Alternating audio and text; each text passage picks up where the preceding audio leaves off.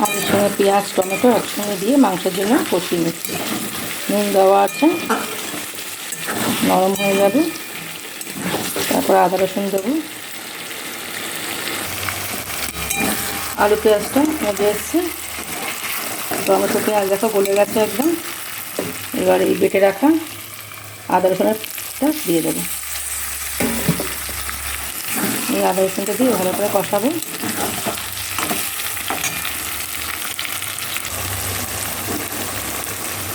এবার একটু চিনি দিয়ে দেবো কালার আনার জন্য, একটু ব্যালেন্স করার জন্য। চিনি না দিলে রান্নার ব্যালেন্স আসে না, টেস্টটাও ঠিক আসে না, তো অল্প একটু চিনি দিয়ে দিলাম। আদা রসুনটা ভালো করে কষে যাক, তেল ছেড়ে আসুক, কাঁচা গন্ধটা চলে যাবে। এবার চিকেনটাকে দিয়ে দেবো, ম্যারিনেশন করা চিকেনটা।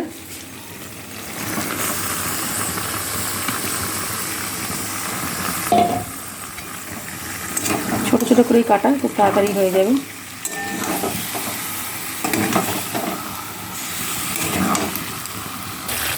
একটা গোটা রসুন দিয়ে দিয়েছি, খুব ভালো লাগে, টেস্ট লাগে খেতে।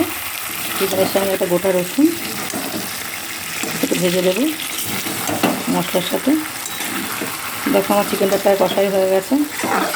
এবার আমি জল দিয়ে দেবো। খুব বেশি টাইম লাগে না, যেটা ছোটো ছোটো আলু, ছোটো ছোটো চিকেন। রসুনটা দিয়ে একটু কষিয়ে নিলাম। এবার আমি জল দিয়ে দেবো, ঝোলটা একটু বেশি থাকবে।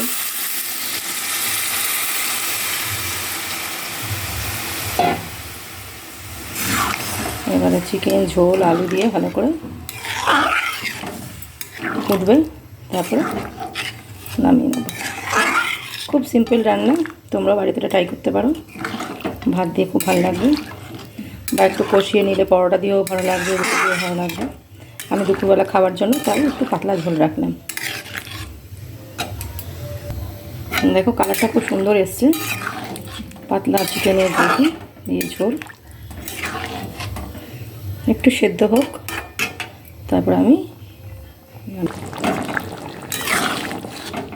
দেখো চিকেনটা আমার হয়ে গেছে, আলু চিকেন সব সেদ্ধ হয়ে গেছে। এবার একটু গরম মশলা দেবো, একটু শাহি গরম মশলা দিলাম, দিয়ে এবার আমি নামিয়ে নেব।